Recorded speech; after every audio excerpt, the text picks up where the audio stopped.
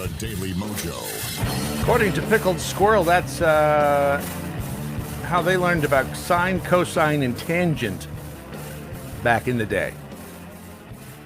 But you see, you can't do that now. You can't use any sort of cultural landmark or signpost or method because that's it's insulting to somebody somewhere. I get really tired of this. Do you know the Italian word espresso comes from the Italian word that means forced out? I mean, it sounds a little aggressive to me, a little hostile. Forced out. Espresso made, of course, by forcing hot water under high pressure through finely ground compacted coffee. I say this because when you go to AmericanPrideRoasters.com, we don't want you to be surprised. Just a little heads up, just a little shout out so that you aren't surprised and don't walk away shocked and confused and, potential lawsuit. When you go to AmericanPrideRoasters.com, you will find historically great coffee. Did you know, and I didn't, wait a minute, espresso has 1/3 the caffeine of a cup of coffee? I thought you got an espresso so you get like a big jolt. Can that be right? Can coffeefacts.org be wrong? Who knew? Whether it's the off-track blend, which is a lot like a box of chocolates, you never know what you're going to get, or the Brad's Brown Bag, which you know what you'll get every time, and it is tasty.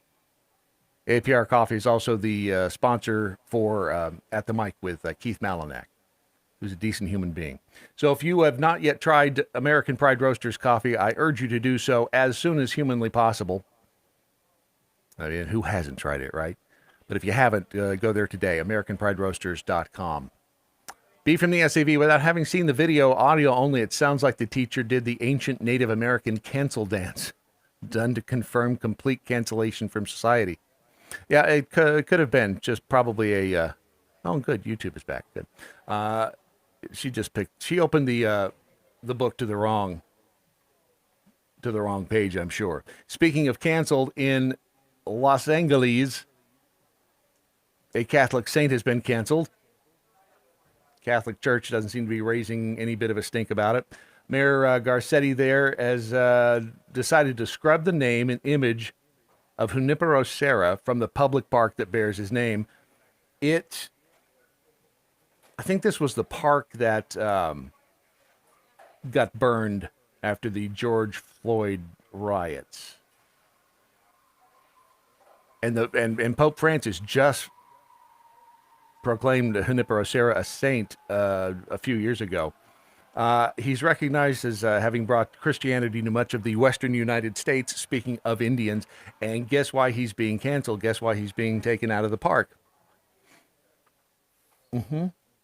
Because, in fact, he converted the Native Americans to Christianity. This was the...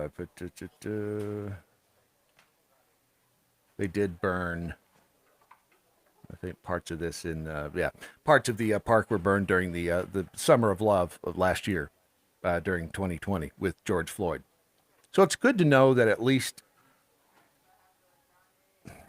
I'm looking for the positive side on these things. It was when I was in junior high, we did I say this at great risk to being canceled myself, we did a project film, and it was on Father Garces, who helped a lot of Native Americans up in the Antelope Valley and guided them through the valley, and they helped him. And yours truly, also Jeff Wilson, I remember, another friend of mine, 2 or 3 of us dressed up as Indians. Somewhere there is footage of this. So somewhere there is footage of me in an Indian blanket with, I don't know if I had feathers or not, but if this ever comes out, obviously I will be, run out of rail, tar, and feathered in the town square. DMX espresso has 1/3 the caffeine, but 1/8 the size of a regular cup. Okay, if you say so. The cancel culture continues to You would have thought I would have found more fun stuff to talk about on a Friday, wouldn't you? But no. In the meantime, let's talk about domestic terrorists. See, we had all our fun yesterday. The Department of Justice will be monitoring the meetings, but thank goodness, the Attorney General of the United States has promised not to label parents as domestic terrorists. Thank God for small miracles.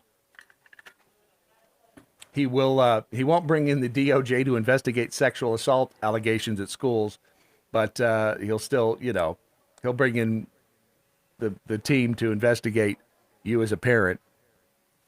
This is nuts. The National School Boards Association begged the DOJ to stop the domestic terrorists because parents object to the indoctrination of their children in school. And as Terry McAuliffe said, how dare you suggest what your kids get taught in public schools? Excuse me, government-run schools. I agree with Chris Alcedo. They're not public schools. If they were public schools, we the people would have some say as to what the curriculum is, but because they are doing their damnedest to make sure that doesn't happen, these are just government-run schools. They're institutions of indoctrination. The DOJ has stepped in. They've promised to monitor, investigate any threats or harassment or intimidation toward the school board members, those poor, sweet, innocent school board members. He does not, they say, this is Attorney General Garland, he does not consider concerned parents at school board meetings domestic terrorists. It's kind of strange, though, when you're using the FBI and other departments to monitor the meetings. These are the words, as a matter of fact, of Attorney General Merrick Garland in speaking to Jim Jordan at the hearing, the committee hearing just yesterday. Mr. Chairman, March 25th, Joe Biden criticizes the Georgia election law. 3 months later, the Department of Justice challenges it. September 1st, Joe Biden criticizes the new pro-life law in Texas. 8 days later, the Department of Justice challenges it. September 29th, the political organization asked President Biden to involve the FBI in local school board issues. 5 days later, the Department of Justice does just that. Mr. Attorney General, was it just a coincidence that your memo came 5 days after the National School Boards Association letter went to the president? Wait a minute. Is Jim Jordan suggesting that the president used undue influence on the Department of Justice to try to get them to investigate these, quote, domestic terrorists, end quote? I mean, surely the Attorney General would... Surely he's going to be truthful about this. So we are concerned about violence and threats of violence across the board against school officials, against... Is there any connection, Mr. Attorney General, with the school board letter and then 5 days later your memo to regarding school board issues? Obviously, the letter, which was public and asked for assistance from the Justice Department, was brought to our attention, and it's a relevant factor in... Who gave you the letter? I'm sorry? How'd you become aware of the letter? Who gave it to you? I read about the letter in the news. Is this like the go-to answer for everyone who has anything to do with Barack Obama? I found it at the same time you did. I read it in the news.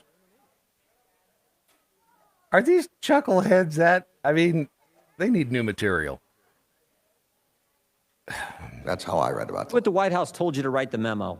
No one in the White House spoke to me about the memo at all, but I am sure, at least I certainly would believe that the White House communicated its concerns about the letter to the Justice Department, and that is perfectly... Oh, that was my next question. Did you or anyone at the Justice Department... The amazing thing about these hearings and these meetings is the fact that they all lie. Why do we even bother doing this? I mean, Fauci now is, we know that he and the director of the NIH, Collins, what's his name, they both lied. The NIH has had to come out and say, oh, yeah, about the whole gain of function research. Yeah, we kind of did do that, despite what Anthony Fauci and crew said about it, that they didn't do that. I mean, they just out and out lied. But what will happen? Not a damn thing. That's why it gets frustrating because you have no idea how do you start fixing that? I don't envy the people over at R Street, place where Sarah Anderson is. I mean, I hope they're effective in getting this thing done, but how do you fight back against a system like this that is utterly corrupt from the top down? It's Fauci gets up there and swears that you have no idea, You do not know what you are talking about. and yet he was lying. He was lying straight to Rand Paul. Rand Paul has called for the DOJ to investigate Fauci, but do you think that will happen? Not likely. How do you get this fixed? Here's something else, by the way. I forgot to mention about the vaccines. Everybody's talking about how, and our director of global security mentioned it yesterday, with the vaccines and with the fact that there have been problems in the past with vaccines. You can't compare smallpox. You can't compare measles, mumps, rubella to COVID because they're two different. COVID is related to the flu. Measles, mumps, and rubella, been able to, I guess, eradicate them because they don't have the animal hosts. The problem is when the smallpox vaccine was created in the early 50s, it was done by a family-owned, it was produced, rather, by a family-owned laboratory, Cutter Laboratory. It was a pharmaceutical company owned by a family. The guy's name was Edward Cutter. They created this back in 1897. And strangely, the problems that they had with the vaccine emanated from this particular laboratory. Much like the laboratory in Maryland that they had to recall the vaccine. Was that earlier this year? I think it was in Baltimore. They had to recall the COVID vaccine because it was it was BioSolutions in Baltimore. 10 million doses of the J&J. 60 million doses of the COVID vaccine, the J&J, had to be scrapped because they had a problem. They had the wrong ingredients. They had rat hairs in them. So there was a problem. And the lab in Baltimore, their main paycheck comes from creating the anthrax vaccine, because you can never have too much anthrax vaccine, especially when you're a government contractor, and we continue to just stock this up on the shelves in warehouses, despite the fact we have enough anthrax vaccine to, I think, take us to the year 2050. So if you go back to the 1950s with the Cutter Laboratories and their screw up that caused some kids to get polio and die, guess what their mainstay was? Guess what they created? On a daily basis. Anthrax vaccine. I haven't chased it down much further than that, but it seems like a strange coincidence. Maybe I'm wrong. But it seems awfully odd that there's a connection there. Speaking of the vaccine, in New Zealand, they are looking for a 90% vaccination rate. They've announced an ambitious 90% vaccination target for the population.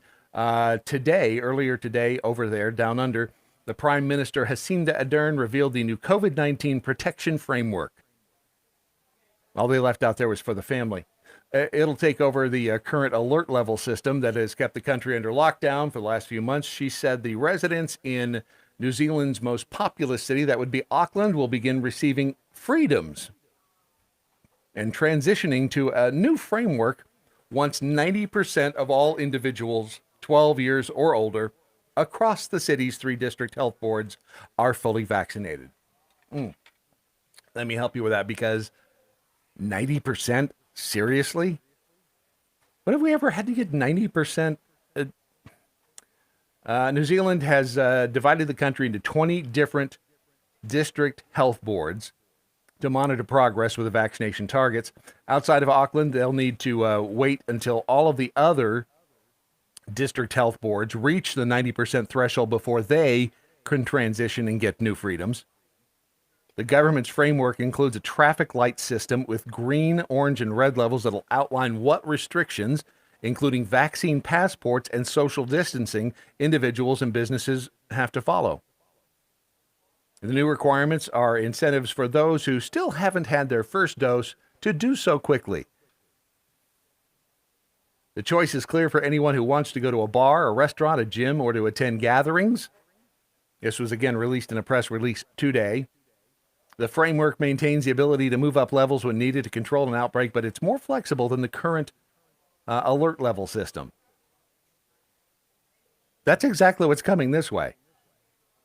Although, there's a big difference here than over New Zealand that we still have our guns. But the New Zealanders will now be able to enjoy everyday freedoms. This is insane. Fully vaccinated people will be able to reconnect with family and friends, go to bars and restaurants, and do the things that they love with greater certainty and confidence. The framework also provides businesses greater certainty to plan and grow. If you're still unvaccinated, not only will you be more at risk of catching COVID-19, but many of the freedoms others enjoy will be out of reach. No one wants that to happen, but we need to minimize the threat of the virus, which is now mainly spreading through unvaccinated people. These new requirements are a strong incentive for those who still haven't had their first dose to do so. Framework maintains the ability to move up levels when needed to control an outbreak, but it's more flexible than the current system. They're still doing contact tracing. The whole thing is insane. Oh, and was it the director of one of Biden's economic advisors? Oh, Wally. Yeah, it was Wally Adeyemi. We'll just call him Wally. You want to know how we can get around high prices that we're seeing at the store and supply chain disruptions and all of that? I mean, if you'd like to take a guess on how we can stop the high prices from happening, how we can get around, all of the inconveniences we're now dealing with, if you had to guess, what would you say that the Deputy Treasury Secretary, Wally, would say? Anybody? Bueller? Here he is on ABC News. But another impact of this backlog is how it's contributed to rising prices. Leaders like Treasury Secretary Yellen and Fed Chair Jerome Powell have said that inflation will be temporary as the economy more fully reopens. But how concerned should Americans be about high prices staying with us longer and eating into their pocketbooks? Stephanie, you're right that today we face an economy that's in transition. And as part of that transition, we are seeing high prices for some of the things that people have to buy. That's exactly why the president was focused in the American Rescue Plan in ensuring that we got stimulus into the hands of the American people so they'd be able to buy the products that they need. But the reality is that the only way we're going to get to a place where we work through this transition is if everyone in America and everyone around the world gets vaccinated. The only way we're going to get past the high prices is if everybody gets vaccinated?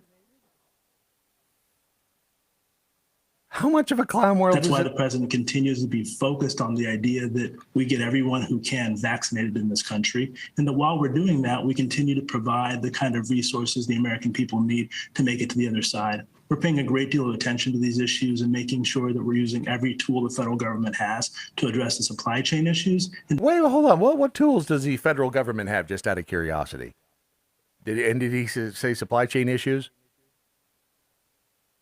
Just in case you are keeping a scorecard on this guy, the Deputy Treasury Secretary, Wally Adeyemo, was selected as the Deputy Treasury Secretary from a pool of a number of people. I think it just happens to be coincidental that Wally Wally was actually the chairman of the Obama Foundation. Kind of weird, isn't it? He has spent the majority of his career in public service. He was announced as the head of the Obama Foundation in 2017. I believe it's 2017. And, suddenly, when Joe Biden gets elected, he becomes a deputy in the Treasury Department. It's kind of weird that a bunch of people that worked for Barack Obama are now actually, working for Joe Biden. Who's pulling the strings on Biden? Who has their hand so far up his butt that he can't see? Interestingly enough, I believe, yes, he was born to Yoruba parents in Nigeria. He was raised in Southern California. His father was a teacher, his mother a nurse. He has 2 younger siblings. He graduated from Eisenhower High School in Rialto. He received a BA from the University of California, Berkeley, and a Juris Doctor degree from Yale in 2009. Given that, he's got, 10 years of real-world experience under his belt. Why wouldn't he be a higher up in the federal government advising the President of the United States? He was director of the African American outreach for the John Kerry 2004 presidential campaign. Prior to joining the Obama administration, he worked as an editor at the Hamilton Project. He was deputy chief of staff to Jack Lew at the United States Department of the Treasury, and he worked as the chief negotiator for the Trans-Pacific Partnership. I know. I realize they all put in biased partisan hacks into the different jobs that are available and open. It's just amazing how blatant that this administration is with the rehashing of all things Obama.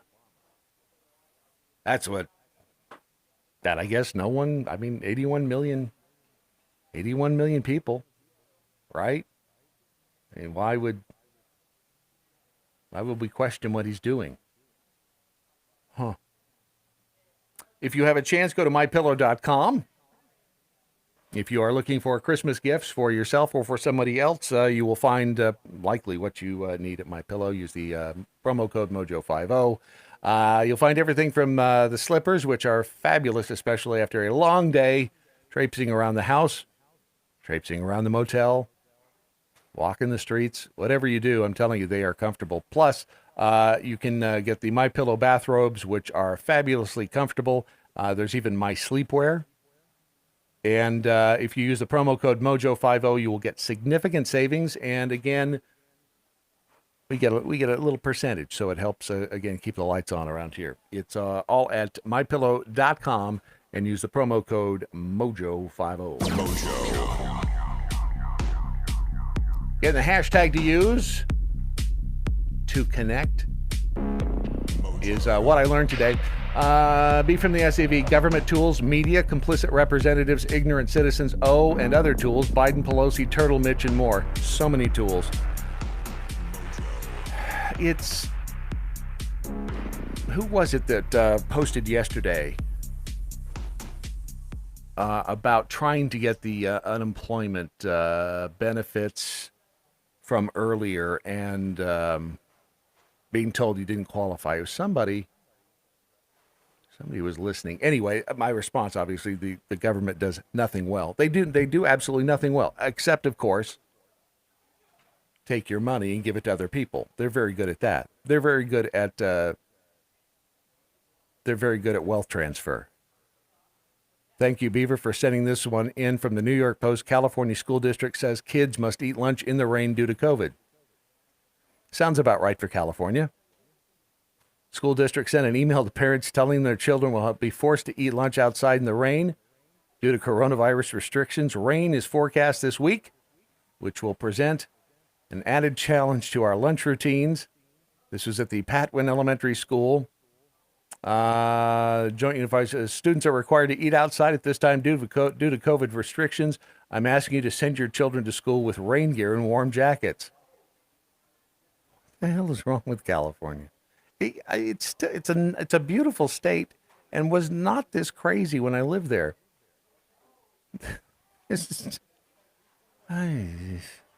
Following the negative reaction from concerned Californians, the school district released a follow-up email stating that children will be allowed to eat inside whenever possible and stressed that the district is facing unique challenges as we seek to maintain our students' health and safety and minimize the risk of COVID-19 infection.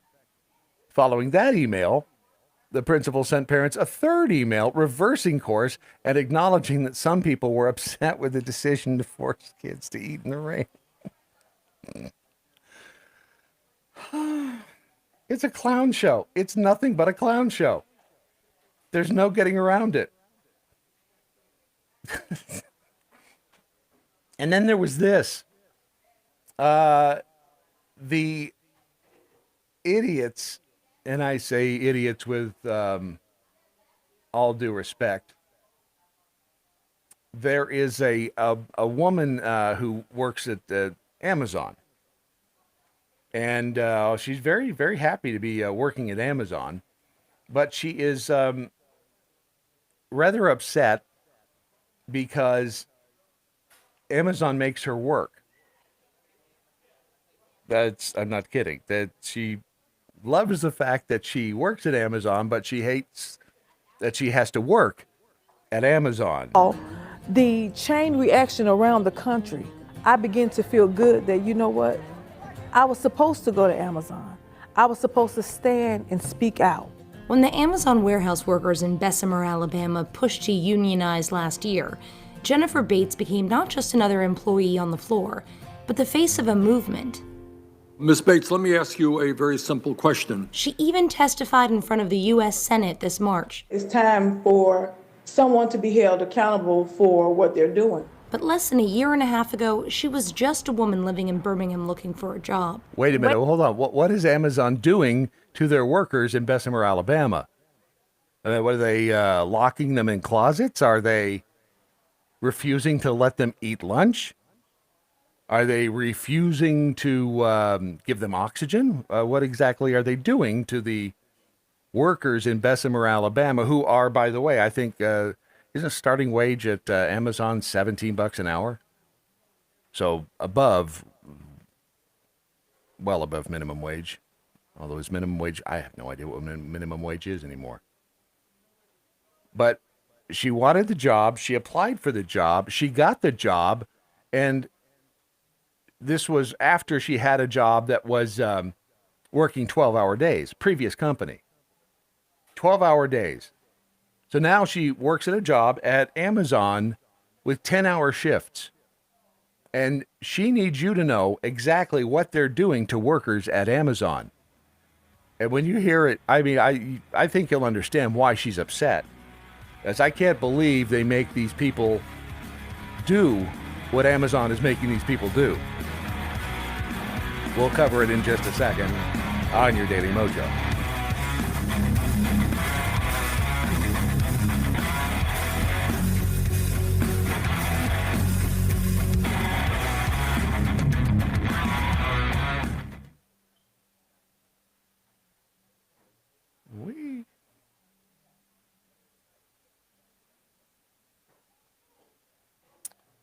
Okay.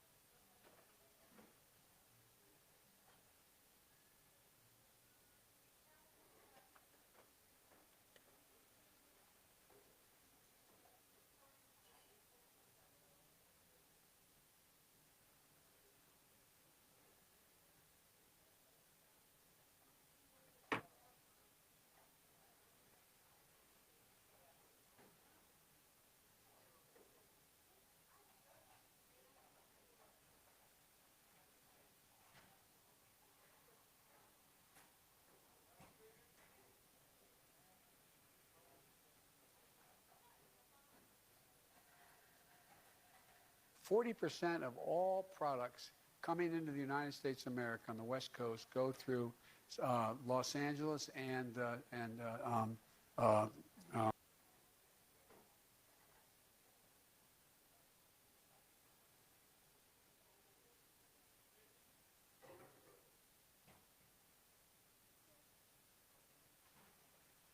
anyway. So there's but I don't.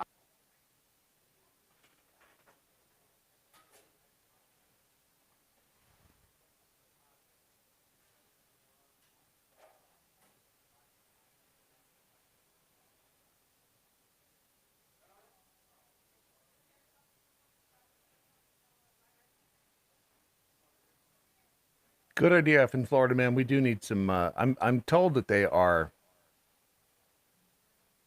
revamping the space, but I'm also told it's in the basement. Is it lowered expectations? Lowered expectations.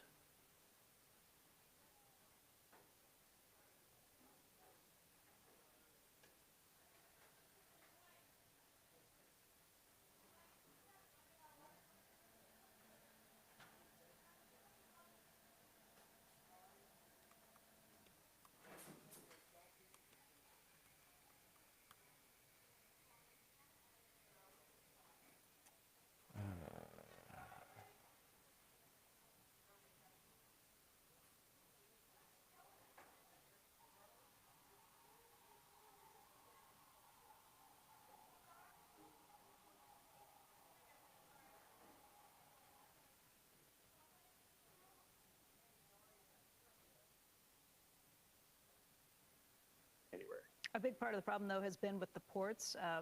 Ports in Los Angeles. At least in my family, I was really looking forward to Christmas. You know, when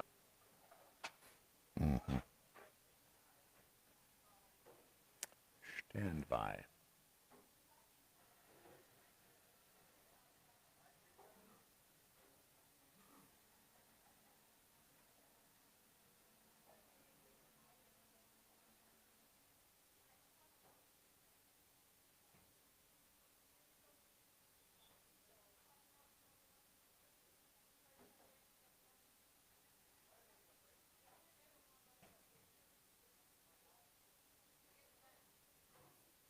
If we weren't so bad, To puppy rape. I like to cuss. Do I want to keep my penis? Cat wants some black titties. We wouldn't be so good.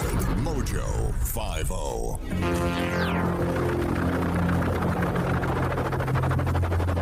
The mothership has landed. A nuclear submarine, one of ours, has crashed into a mystery object in the South China Sea. They still don't know what it was. It was, well, we know it was our submarine, but it was, it ran into something that was submerged in the in that region, and no one was killed, but there were, a few injuries. They have no idea exactly what it was that they hit. Last known incidence of this was back in 2005 when the submarine hit a mountain, an underwater mountain, in a collision that killed one sailor. That was the USS San Francisco. So there's something in the South China Sea that our nuclear subs are running into. At any other point in time, wouldn't be a real issue, but, given the climate we're in, one never knows. Let's see here. Kevin J. Hutchings, the New Zealand government certainly knows how to talk down to its people. They must have been studying Joe Biden. Isn't that the truth? The weird thing is, well, I say weird. I remember somebody saying that the issue with Australia in that area is, of course, that, it was originally a penal colony. And a lot of the people are the descendants of inmates. But the bigger problem is a lot of the people there are descendants of the guards. It's such a beautiful place. I hate that. And the accents are fabulous. But they have a problem. See, Wally graduated from the University of Berkeley. Yes, that does say it all. 6% CSA Quadway. And who was talking about the remodeling? Yeah, remodeling the desert area motel. Upgrades, techniques, tips. We did ask for something to kind of jazz it up for Friday, and we got some lights. Hopefully this thing will be done downstairs next week by the time Ron returns from working, wherever he is with his little friend Rocky. Not sure exactly when that'll be. Hopefully again on Tuesday. All right, so the woman that we were hearing before the news, Jennifer Bates, moved to Bessemer, Alabama, wanted to have a great job, make good money with Amazon at the new Amazon warehouse there, but was upset once she got there for what Amazon was doing to their workers. It's horrible. Here she is discussing. This could be when she was talking to Bernie Sanders or the interviewer. We'll both be surprised. When you heard that Amazon was opening a warehouse nearby, what were your initial thoughts? This is a game changer for the area. Bessemer, Alabama is a poor community, but it's growing. It's been up and down. So having an Amazon facility there, I think would have brought businesses and also economic growth for the families that work there and in the surrounding area. You say the job is really strenuous. The days are very long. Walk me through what were some of the main problems you saw at Amazon. I thought that I was going to go in and do an 8-hour shift, the work that they had provided. But it's the amount of pressure they put on you to get the job done. It's added stress that is unnecessary. The pressure that they put on you to get the job done. Added stress.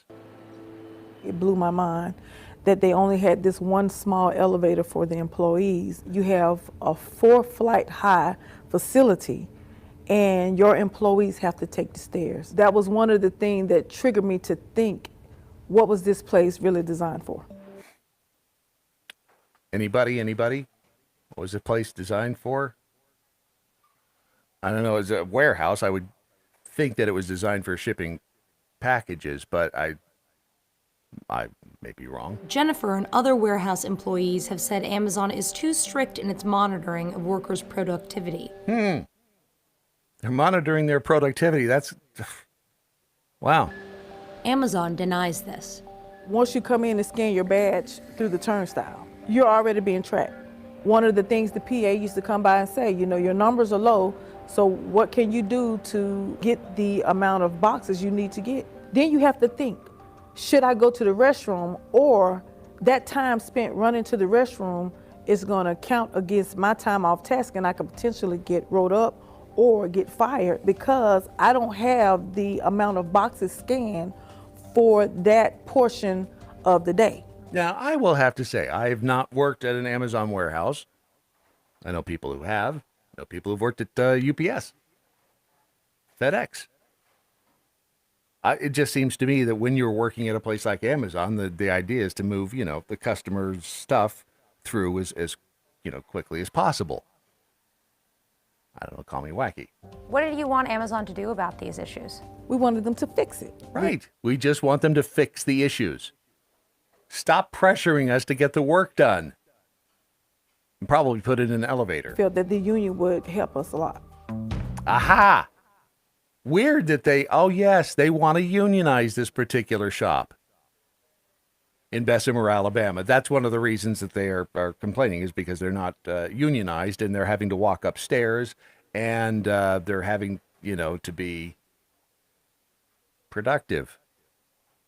I would assume Amazon gives them breaks. I'm not sure, but it does seem like in 2021 companies would give breaks. Isn't that the law?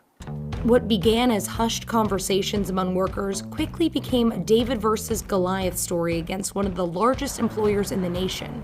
Did you ever imagine you'd be the face of this movement? Absolutely not. What's this been like for you? It was a risky move, but it was an important one. And it's a risky move, but it's an important one. You know what? I mean, they want you to do your job. They want you to be productive on the job. And I guess they want you to walk up and down the stairs when you have to get to a higher floor. I would imagine if you have some sort of medical condition, if you have a bad knee, if you have a heart condition, they probably would say, you know what, we'll figure out something for you. Maybe they wouldn't. Maybe they'd fire you. If that case, then that should be fixed. But what happened? I mean, they're paying, what, $17 an hour? And it's a 12-hour shift. She said it's more strenuous than the 12-hour day she pulled at a previous company. It's 10-hour shift, excuse me. The amount of walking required to get around a warehouse the size of 14 football fields, including going up and down flights of stairs, hurt her knees and caused her legs to swell. Working 10 hours at a pace that they push you to go, the time off is either going to the doctor for something, soaking, resting, taking it easy on your days off. She considered quitting, but she determined there was a better response, fighting to improve it. Why couldn't I stand still and have an opportunity to fix something that was broken? The decision would ultimately thrust Bates into the national spotlight, trying to get the union into the Amazon facility in Bessemer, Alabama. What happened to work ethic? And again, maybe I'm off base on this. Maybe Amazon treats their employees horribly. And if they do, shame on them. They should not treat their employees horribly. But for crying out loud. Dr. Mojo Martian says maybe don't sit on the toilet playing on your phone, and that time won't count against you. Aha! Union. See, I got nothing against unions. I've been in a union. They did nothing for me. Literally, they did nothing. Literally, they did nothing for me. Dang it, Chris, he just tweeted, the place was designed for business. Damn it, people, that's what a job is. How did we get to this point? And we talked earlier this week about the fact, it's the trophy generation, and, you can be anything you want to be, but they left out the part where, you have to work for it. And I guess that is just spilled into every aspect of everything, which is really kind of the antithesis of what this country was founded on. Through hard work, you could achieve just about anything.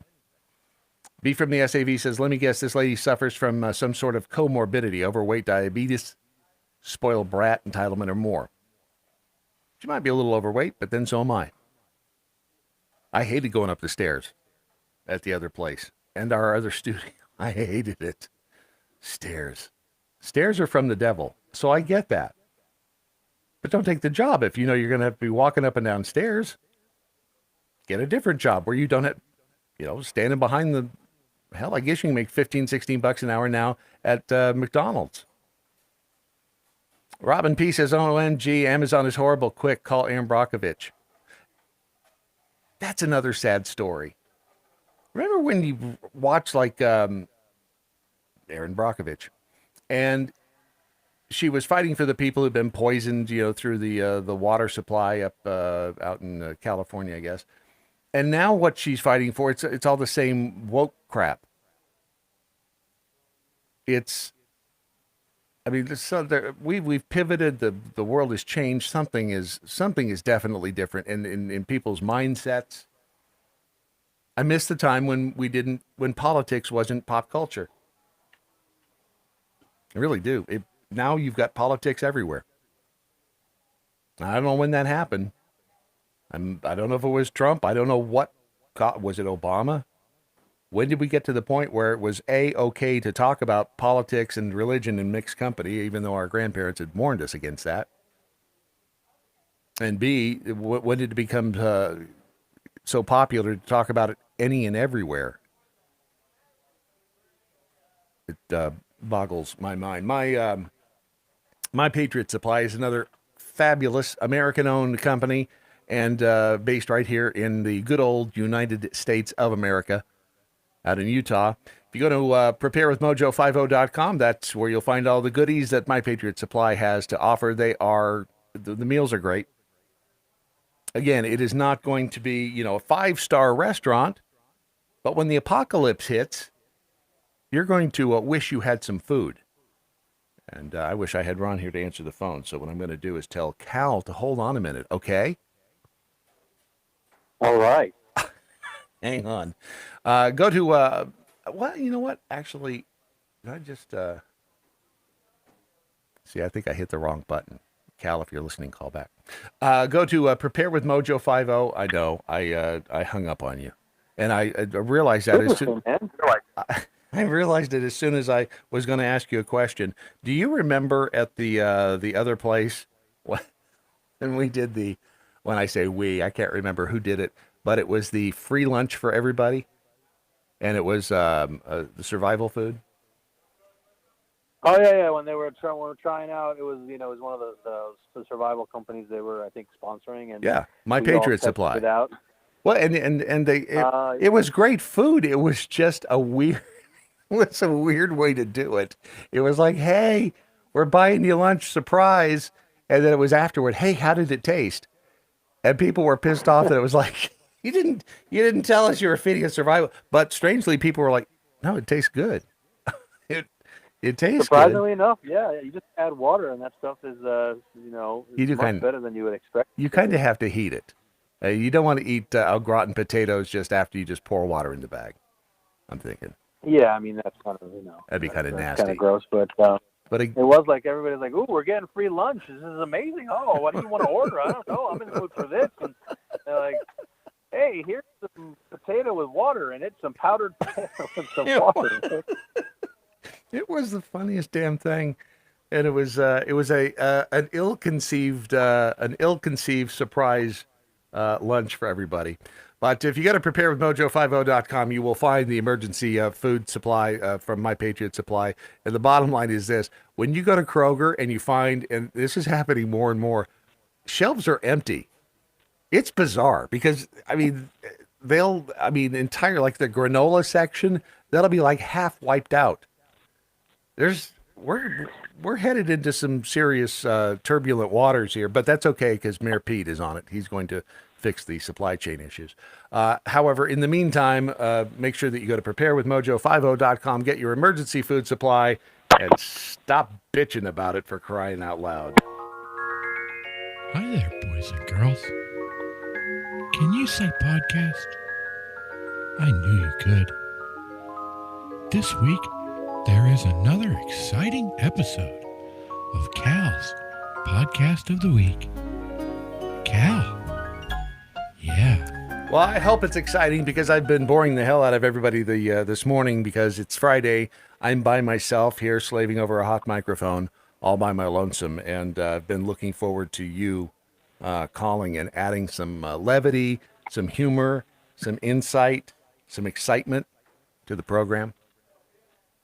Well, I don't know if I can bring all that. That's a lot. That's a tall order there, Brad. Don't put too much pressure on me. Just pick one of them. Speaking of the survival stuff, my wife went, and we've got I think like a 6-month supply of the My Patriot Supply stuff, just because she's like, we got to be ready. We know what's coming. So I've got a lot of that stuff in my garage ready to go for the apocalypse. I'm telling you, it's going to happen. It's already happening when you look at the shelves at Kroger.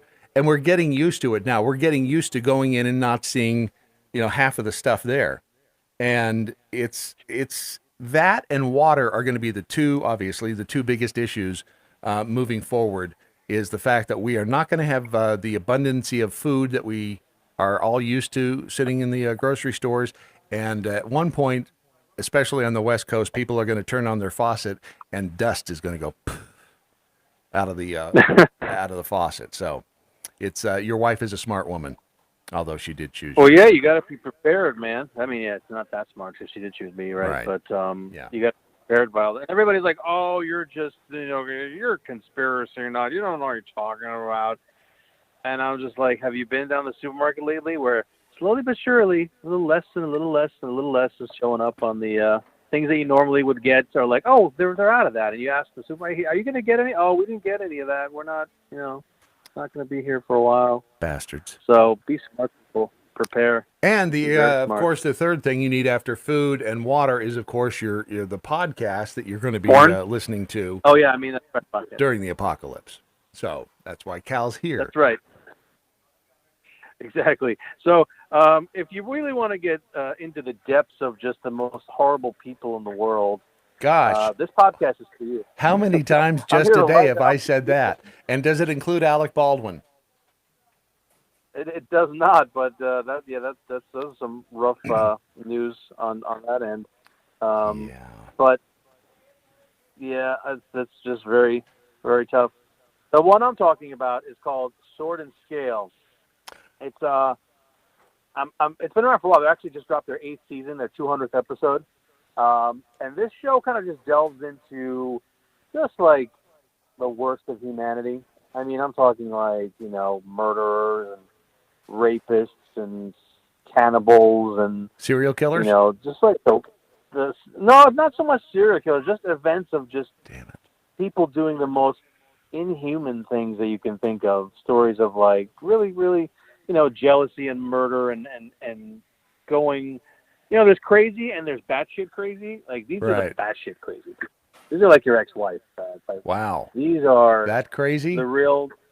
Yeah, that's crazy. I'm talking people that'll eat human remains, kill people and eat them. Well, you don't want to let them go to waste. Just, you got to be smart, especially talking about what's happening, coming supply demands and stuff. But these are like the true worst of humanity. But they're really interesting stories to hear about, like a guy who kills his wife and then cuts her up and hides the body and then claims insurance, and then you find out later that she's in his fridge and stuff like that. To brighten up your weekend. How do people do that? How do people that you read about that have killed, or even if they just died, even if a family member has just died in the house, and they're like, oh, I can't bear to I'm going to put him in the freezer. I don't know how that would just freak me out completely. And every night I would think I'd be hearing noises coming from the freezer. That's true love, Brad. Remember that guy I read about that, his wife died and he kept her corpse in the house for like, I don't know how many months. Like he basically embalmed her himself and like, is that almost like, is that the one in Key West? What happens, when turn meat to jerky? Kind of that's what he did to his wife. I think that was in Key West. Was it? I think it was. I know which one you're talking about. I think it was Key West somewhere. Like he couldn't bear. Yeah. But not only that, Brad, he would have sex with the corpse. Remember that? Mm-hmm. Well, if you're going to keep her, you're not keeping her because you love the conversation at that point. Look at that. Was that in their wedding vows? Do you think was like, I solemnly, I swear to keep your body even after you die. And he was a doctor. Copulate with you way into past the decay period, but I will do my best to keep the spirit alive. He was a doctor too. That's why I think he had the skills to do it. I remember that now that you bring that up. I'm looking at the Sword and Scale website, which is not only where the podcast is, I'm assuming, but also they also have articles as well. Yeah, there's a lot of information about each case, and there's a lot of details, background. These stories go far and wide, so there's a lot to kind of open up. But it's a fun listen if you really want to dive into some of these kind of really horrible stories. But like, if you're feeling down, I suggest you don't listen to it. But if you're intrigued and bored and you want to get into some really deep, creepy shit about human beings, the worst of humanity. The ironic thing is, this is the second time this week that Sword and Scale has been brought to my attention. The first time was on Twitter, and it's Amy What's-Her-Face on Twitter said listening to the Sword and Scale podcast, and she highly recommended it. And it's really good. So I'm taking this as this is somebody from up above reminding me that I need to be listening to this, because if you recommend it, and they'll delve out too, like it's not just like the narrator telling the story. They'll go and interview family members, and they'll bring in the police, and they'll like get real details on the cases and stuff. When it goes like, there's so many true crime podcasts out there, and it's actually a genre that I avoid because it's so oversaturated. But some of them do it really well, and this is one of them. Yeah, there are a lot of the true crime, and people are fascinated, I guess, by I know I'm one of them. Have you seen Murders, Only Murders in the Building? I know it's not a podcast, but it's a show about a podcast. Is that the Hulu series with Yes. Steve Martin? Yes. I have not, but I heard about it. It good? It is so good. And the last episode, it's all out there, so you can watch it all in one fell swoop. but the last episode is Steve Martin doing classic Wait, Steve spoiler, Martin. Are you going to spoil it? No, I'm not gonna. He just does classic Steve Martin faces classic Steve Martin. and body movement. It's just. Well, anything that involves Steve Martin and Martin Short, I'm in, man. And Selena Gomez is really good. That's what I hear. I hear she. I mean, I don't know her personally, but you sound like you speak from experience. I think that she's very good. And now she does have the potential. She needs to cut back a little on the donuts, but I think that. But then so do I. I mean, let's be fair. Let's be honest. Let's be truthful. But no, it's really good. And since it's about a podcast, I felt it appropriate to bring that up. So again, the website is swordandscale.com, and you can. You have to have. See, this is one where you have to pay to get the podcast or not. No. For more, like if you want more, there's a subscription, Sword and Scale Plus, and you can subscribe to that. You'll get more, but there are free episodes that you can listen to normally, and then if you feel like you want to dive in and get more, there is a subscription that gives you a little bit more than just the podcast episodes. You get like a subscription, you get some extra things. Well, that's a plus. All right, that's what it's called. Plus. There he is, at Cal79 on the Twitters. The podcast of the week is Sword and Scale, and now I believe it's time for me to hang up on you. All righty, great weekend, everybody. Behave, enjoy your restrictions. Swordandscale.com. And I'm telling you, this being the second time it's been recommended, I'm thinking I may have to do that. In just a moment, I'm reading here where Joe Biden says he really needs to probably go to the southern border. There's a reason why they don't let him out of the basement to speak, and there's a reason why they kept the town hall to invitation only. We'll cover that. And also, Jerry Nadler is sleeping during the hearings. Is anyone surprised? I'm not. More of your Daily Mojo straight ahead for Friday. Yay!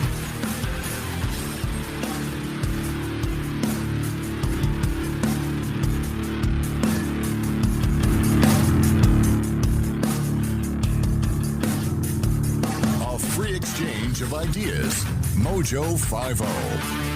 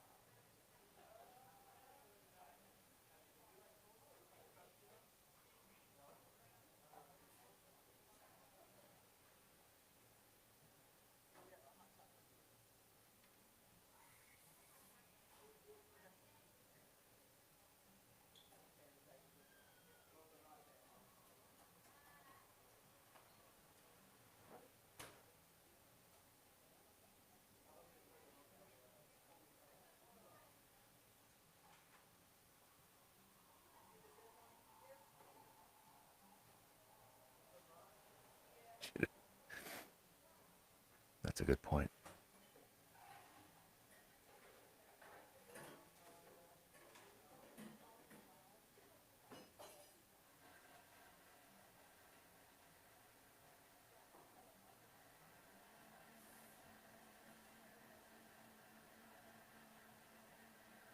The Daily Mojo. Melissa Mississippi, nothing wrong with waking up in the middle of the night to suck down a cold one.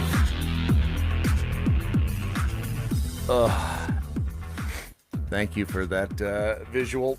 Dr. Free Range Prisoner, Real Brad Staggs, I wonder how much Juergens, the man who was having nuptials with his dead wife, had. You know, there has to be something wrong with somebody who keeps their dead spouse embalmed and in the same house. I can't even begin on that one. Wade Robertson, if HEB shelves become bare, we're going to be so effed. It can't happen.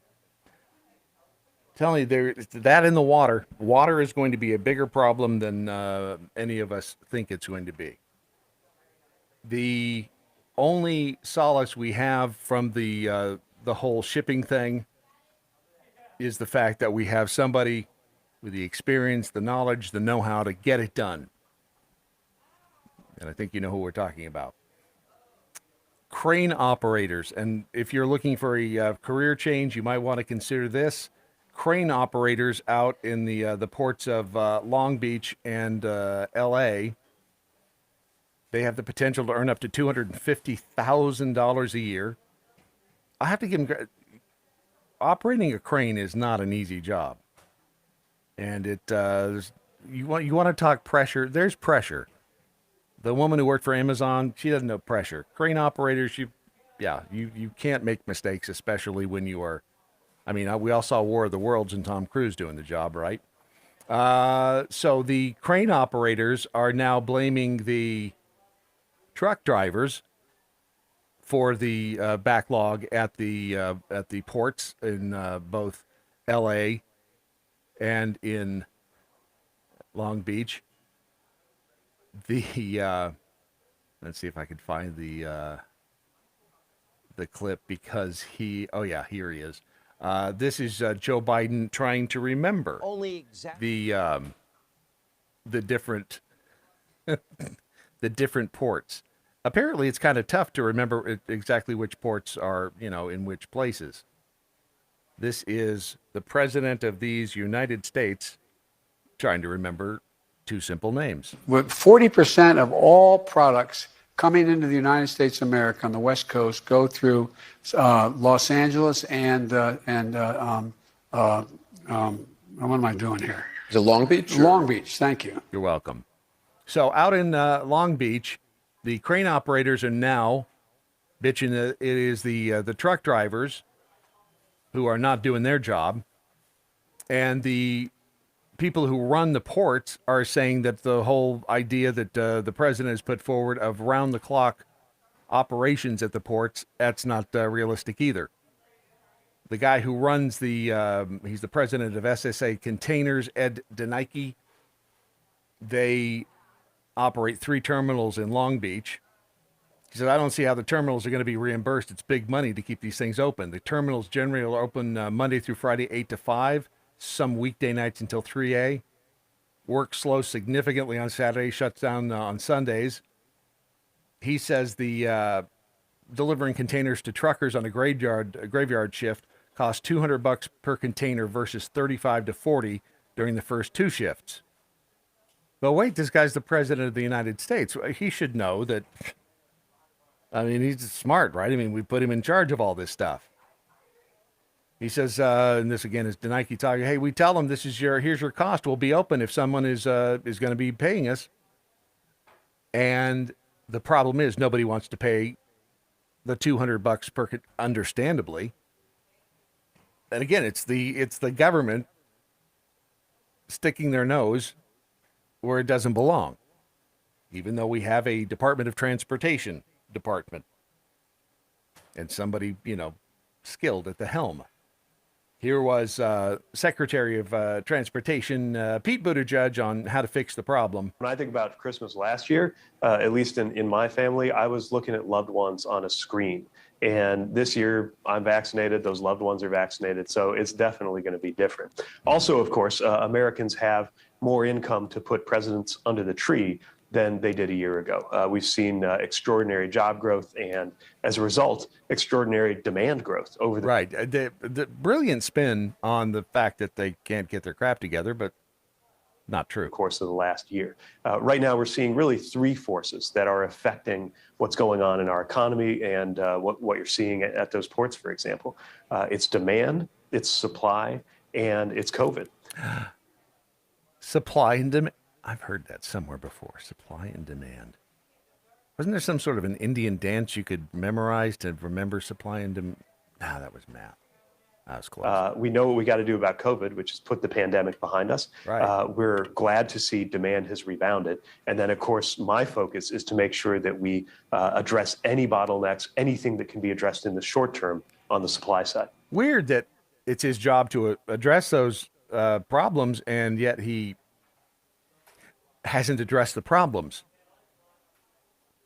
Maybe it's just me. I'm probably like Amazon. I'm too demanding. And where do we stand with that? Are there going to be things that consumers want to buy on the store shelves, or is this going to be a situation where shortages persist through the holidays? All right, now here's where the transportation secretary is this is where he's going to lay out what we're going to do. This is how we're fixing it. Well, look, we're seeing goods move through our system and reach shelves at record levels. The issue, again, is that demand is so high, retail sales going really off the charts high, that our systems are just straining to keep up. Why don't I believe that? Asking for a friend. Last week at the White House, I was with the leadership of places like Walmart, Target, the Home Depot, talking about their commitments to make sure that inventory gets to the shelves. We're also talking with the key ground logistics companies. But there's no question that there are challenges that will persist as long as this pandemic continues. So it's the pandemic that's the problem. That's why, because COVID, the trucks can't. Okay. And it's both things that are going on here in the U.S. because we've already got a brittle system that has been underinvested in for decades, and things happening around the world. I mean, weird how we're $28 trillion in debt, and Joe Biden has been in Washington for 47 some odd years, and yet we're all in all this debt, and yet we haven't fixed anything. Kind of strange. You would think, I mean, at least if you look at your credit card and you've got like 20 grand on the credit card, and I mean, who would be that crazy, right? You look and you're like, well, at least I've got the stereo that I bought or whatever it is. I've got at least something to show for it. We're $28 trillion in the hole, and what do we have to show for it? Yeah. I mean, if a shoe factory closes in Vietnam in September for a COVID outbreak, you're going to see the effect of that at the mall in December or January. How many times have I told you that if a shoe factory in wherever he just said closes, you're going to see the problem here? Are all of our shoes made in Korea? A big part of the problem, though, has been with the ports. Yeah, right. Back to what the issue was at hand there, Mayor Pete. We're talking about the ports. Ports in Los Angeles, another port there in California, too. And there were reports this morning about empty containers, shipping containers, just being left in residential streets because the warehouses are full. There's nowhere left to put these things. And you have some angry residents at this point who say it's causing a serious problem. Is that a fixable problem? Is that something that we can actually address right away? Okay, now here's where the transportation secretary gives us his plan to fix that problem. As, because he was pretty in-depth and to the point when it came to fixing the logistics problem and the shipping because, hey, he's the transportation secretary. It's in his name. All right, so here it is. You may want to get a pencil and paper to write this down. Look, it has to be. We have to do right by the communities that live in and around the areas where these ports are, whether we're talking about the issues of throughput, noise, also pollution in the areas around ports is a long-standing issue, which is one of the reasons why, looking to the long term, we've called for and envisioned in the infrastructure bill a healthy ports initiative to have more electrification and other things that are going to benefit those who live nearest to these ports that the entire country counts on to move these incredibly large amounts of goods. Kind of weird because she asked him about the containers being parked on the side streets in neighborhoods so people literally can't get out of their driveways to go to work because there's these containers parked on the streets. I mean, I'm sure he'll address that. I mean, the Who's at ports fault of right now, LA though? and Long Beach Oh, go ahead. alone represent 40% of the Right. container traffic into this country. Who's at fault right now? Why are these shipping containers winding up there if you've got people like, or companies like Walmart and Target and Home Depot and others who are saying, we're going to move as fast as we can. You've got the unions who have signed off to say, yes, we will work around the clock. Where is the specific problem that's continuing to create these bottlenecks? Oh, there? good. This is the part where he's going to tell us exactly what the real problem is, and that way we'll have a better idea of exactly how to fix it, because after all, he is the transportation secretary whose, job is to make sure all this stuff works smoothly. So here is Mayor Pete letting us know exactly how we're going to, what the problem is, so we're going to be able to fix it. There. Well, what I can say, and I'll want to know more, obviously, about the specific containers at issue here. But what I can say is that this is not just about the ship or the gate of the port. It's the entire system, right? If you have a backlog at an intermodal facility loading things from trains onto trucks that could be hundreds of miles inland, that actually could lead to there being a backup at the ports. This is one of the reasons why we have to work every piece of this system. And let's be clear. Almost every piece of the system is privately owned and operated, and should be, right? Nobody wants the federal government to own and operate the stores or the warehouses or the trucks or the trains or the ships or the ports. But we do have a role to play, I believe. What's that? To be an honest broker among these players who, even though they have learned to operate in very tight market conditions, don't always coordinate the way that we need them to. So it's private business that can't get it right. So the end result, the true problem is that private business can't get it right, and the government needs to step in to help, to coordinate, because the government is really good at coordinating stuff. Why didn't you just say that to begin with? Why do we have to pussyfoot around the whole thing? Notice how he didn't answer a damn thing? Nothing. He answered, he's the transportation secretary. It's in his name. He's the big guy. He's the chief kahuna. Did I say that? I just did. He's in charge. And I will give him an A+ on being vague and saying it with conviction. Thank you, Ed Del Grande. That is a technique I've employed in the past. However, I'm not the Secretary of Transportation with a nation that is logistically constipated, trying to get goods and services back to normal after you, bunch of F-sticks, thank you, Dave G., in the government screwed everything up for us. Remember 2020 when the government shut us all down? Huh. Yeah. But now you've got the answers. Now we come to you because you know exactly, you can pinpoint the problem, you can tell us exactly how to get out of the problem, and you have all of this fabulous advice that, oh wait, I mean, you were at home the last 2 months. You weren't watching TV. I know. You had other things to do, and it was work. You couldn't be bothered, addressing the crisis that is happening across the country. We need to have better data sharing. We need to have better coordination. And of course, for the long run, we just need to have better investment as a country, which is why, as you've heard me say every time I've been on this program this year, we've got to pass the president's infrastructure bill. Because what we need is more money. What we need is more of your money. If you would just give us more of your money, we would be able to fix all of these problems that we created. What in the hell? Does anybody believe this stuff?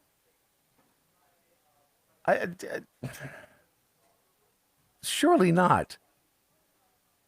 I mean, these are the people running the country now. They can't get out of their own way. They don't know what the problem is. They don't know how to fix it. You had this performance from Pete Buttigieg, and this was yesterday. Then you had the president, yammering and stammering all the way through his little escapade on the town hall. It's past being a joke. This is the president yesterday at the town hall misidentifying Kwesi Mfume. President. By the way, there's two famous guys in this audience here, I just noticed. Ben Cardin and Chris Van Hollen. And the mayor. Holy mackerel. Yeah, except it wasn't the mayor. It was Kwesi Mfume. I mean, you were close. They're both black, but, you know, they do happen to look different. Mr. President. But at least we can count on the president and his people, you know, over at the EPA or the Department of Energy or whatever the hell agency controls you know, how we can screw up gas prices. This is the president when, you know, asked about soaring gas prices. This was the answer that we got. Anyway, so but I must tell you, I'm sure he'll get to it eventually. Don't have a near-term answer. There's two things I could do. Wait, what? You don't have an answer for us as to sort, but I thought that that's what you guys did. I mean, that's what Pete Buttigieg just said, is that, you know, you guys are really good at the coordination and how this stuff works and how to fix it, but you're saying you don't have an answer for high gas prices I could go in the petroleum reserve and take out and probably reduce the price of gas maybe 18 cents or so. Wait a minute. Hold on. How about you don't charge taxes on the gas? I don't know. That's kind of I mean, just even for a month, maybe two. How about you don't charge? And then, I don't know, maybe the price of gas would go down because you wouldn't be, you know, raping us through our wallets. That's craziness. A gallon. It's still going to be above $3. And one of the things that I refused to have happen, because I didn't want anybody, I made a commitment, if you pass the stuff I'm talking about, not one single penny in tax would go against anybody making less than $400,000. And so if you notice, these highway bills are not paid for by gas tax. They're paid for by direct expenditures in other areas. Wait, hey, hold on. Did he just shift the conversation to something else? So the average person doesn't have to pay more. But it's going to be hard. It's going to be hard. There's a possibility to be able to bring it down. Depends on a little bit on Saudi Arabia and a few other things that are. And get vaccinated. Oh, he didn't say that, did he? I'm surprised he didn't. You know, gas prices will go down if you just shut up and get vaccinated. That's what whatever the hell Wally and his crew and whatever department they're in. Again, how about you just suspend the gas tax on gas for a month? Make it a holiday. Make it a tax holiday. But no. Don't want to do that. Don't want to knock the price of gas down that way, because then, you wouldn't have more of our money. And then the president, you know, in his wisdom, talks about the people's wages. You know, wages are up everywhere. Again, that's what Pete Buttigieg says. Hey, the reason you're not seeing stuff on the shelves is people have more money to spend. They're just wiping the shelves out. Gonna have to disagree with your police work there, Bob, and call bullshit on you. Here's the president about wages. So what you see is wages are actually up for those who are working, because for the first time in a long time, employees are able to bargain. You're the boss. You want me to work for you? What are you going to pay me? How are you going to do it? I'm not being facetious. He's not kidding. He's not kidding. I'm not kidding. Being totally serious here. Notice he says that a lot. And then when you do get the job at the Amazon warehouse, what do? You know, you whine about having to go upstairs. You whine about having to actually, do the job. It's weird that way.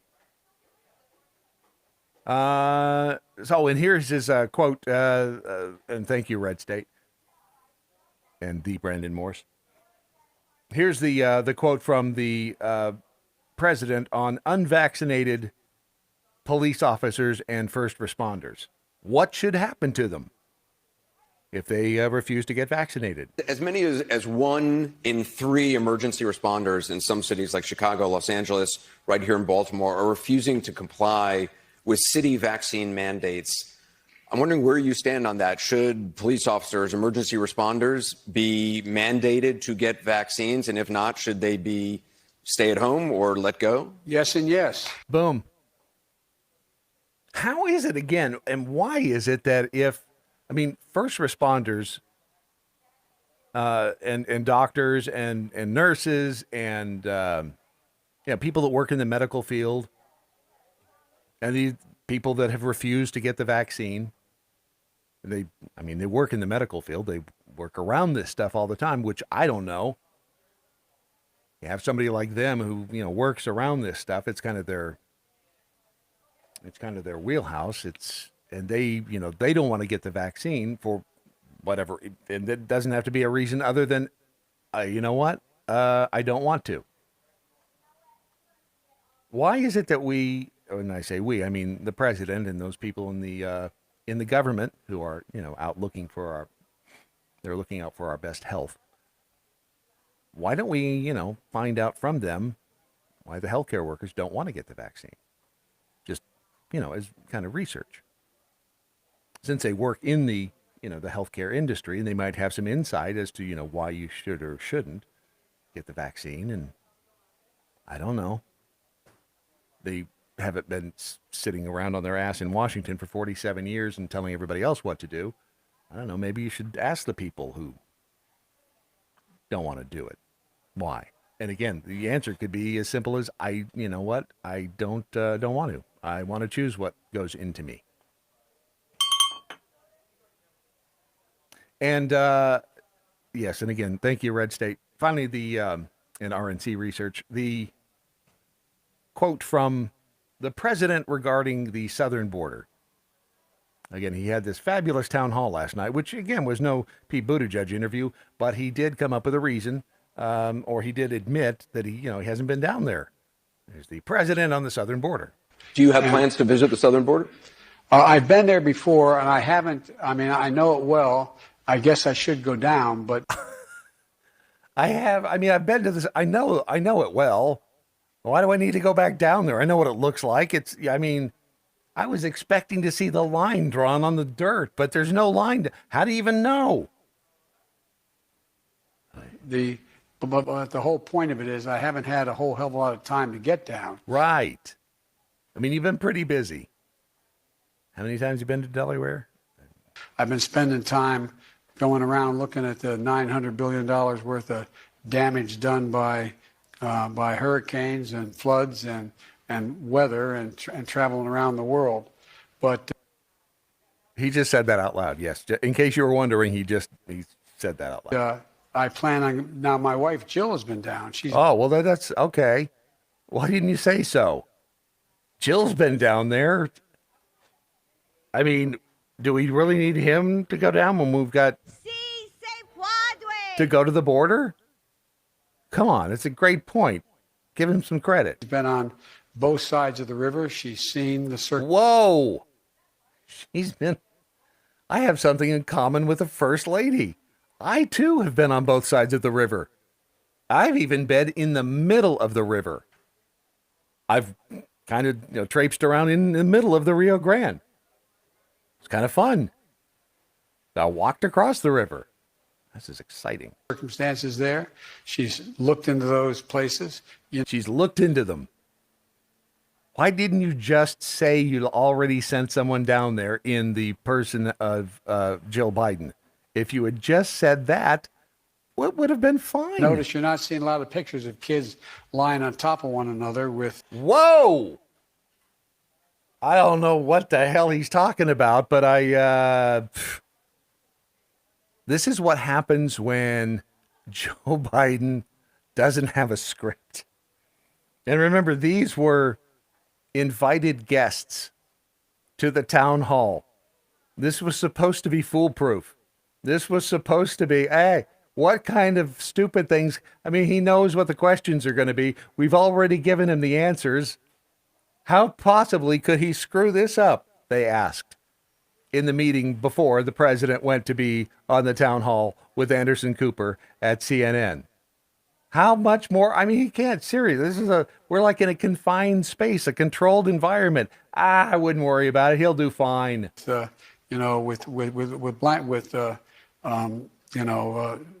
like tarps on top of them.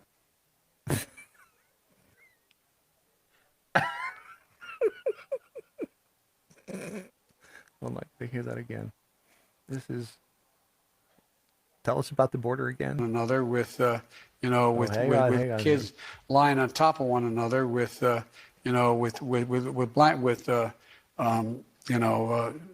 like tarps on top of them.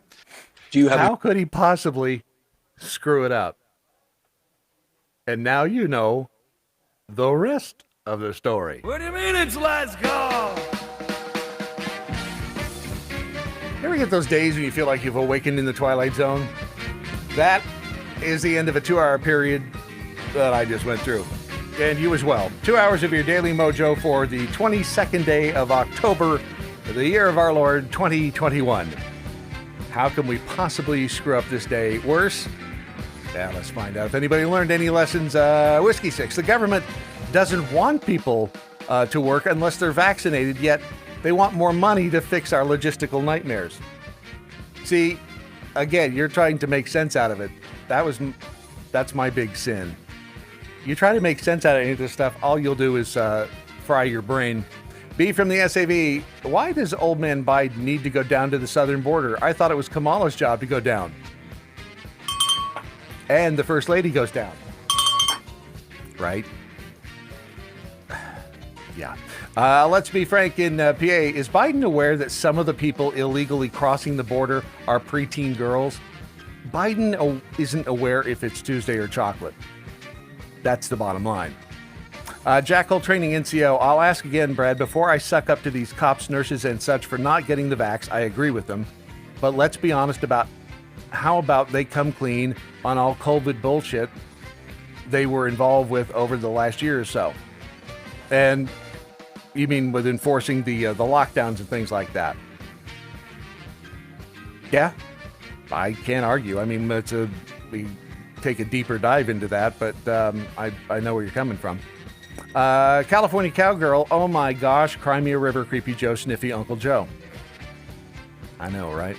And let's see, Dr. Free Range Prisoner, I like the idea of a tax holiday for gas, but I'm fairly sure the gas is, the tax is per gallon, not per dollar. So the tax is static, but it's still, if they would suspend the tax, let them suspend it. They're not going to, but again, that's a way to lower the cost, is it not? What do I know? I just say they need to take less of our money and do less work, because every time they try to quote unquote do work, they screw it up. The show coming up following this one immediately on most of your Mojo 50 radio stations is your guess as good as mine, but I can tell you my fingers are exhausted.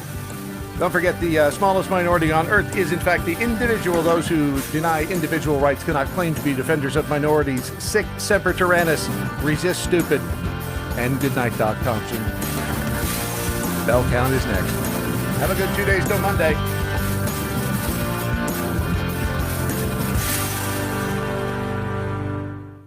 I know, right? Yeah. I think it's going to be that one. Hold on a minute. That has to go away.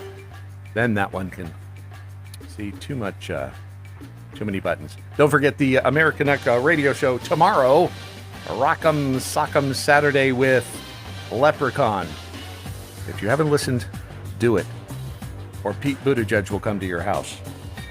Good morning, Mojo 50. I'm Leprechaun, and here with the bell count for the Daily Mojo. Friday, October 22nd, 2021. Today there was one missed innuendo bell for Taste of Brad's Brown Bag, and for actual bells, peace out, stay healthy. The 2 days before Monday, we'll talk to you then. Indeed. And don't forget to go to mojo50.com, and on the front page right there, you will find the holiday ornament And if you can make a donation of $25 or more, it's all yours. And we keep the lights on. And hopefully next time you see me, or maybe Tuesday when Ron gets back, this will be less of a giant turd ball. Be safe out there, and as always, get them before they get you. That is a wrap. Love you, mean it.